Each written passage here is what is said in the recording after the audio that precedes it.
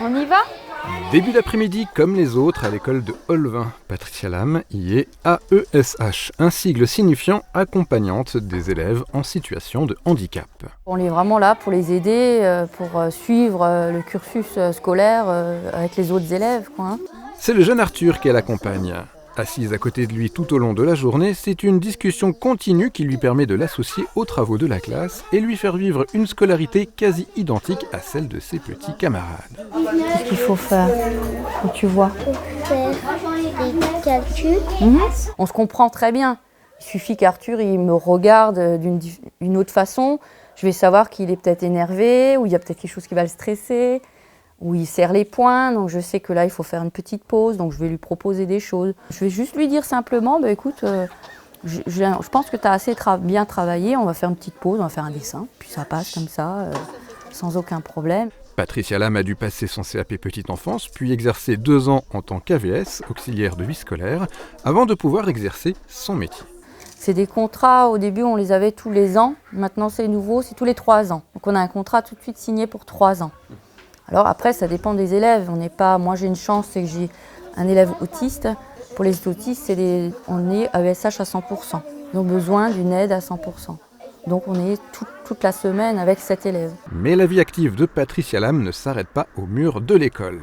Changement de lieu, changement de costume. Je vais vous présenter mon autre activité, ma bergerie. Ça c'est une brebis que je vais rentrer aujourd'hui, qui doit mettre bas demain. On est dans les dates à peu près, entre demain et 2-3 jours. C'est un petit peu sportif.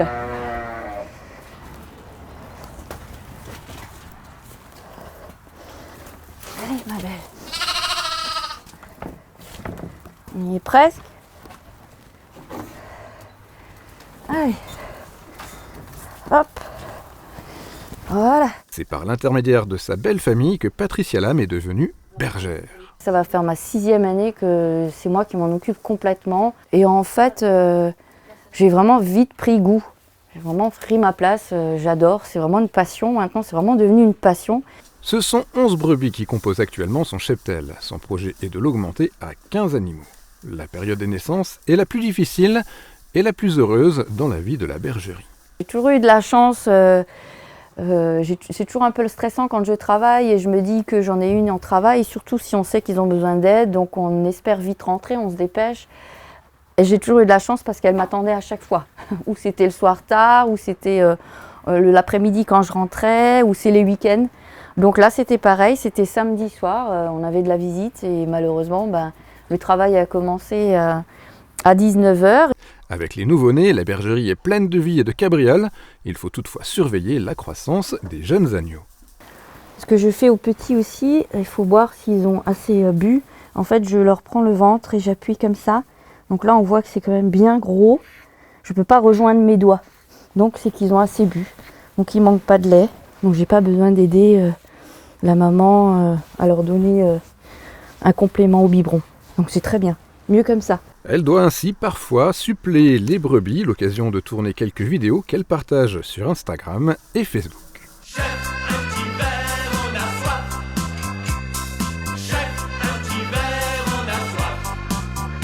Tu es ma star, tu m'illumines dans le noir.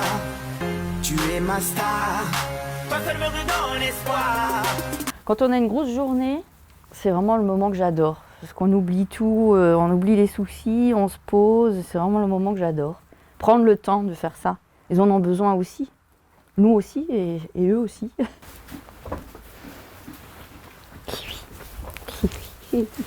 Une proximité avec les animaux qui rend naturellement difficile l'instant où il faut s'en séparer. En fait, on en garde normalement pas beaucoup.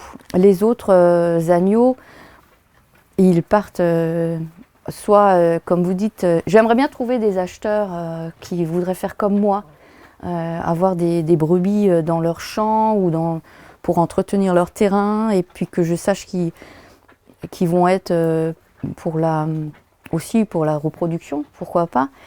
Et sinon, nos brebis, nos agneaux, ils partent à la coopérative.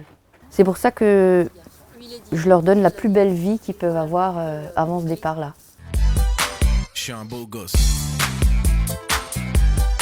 Je suis un beau gosse.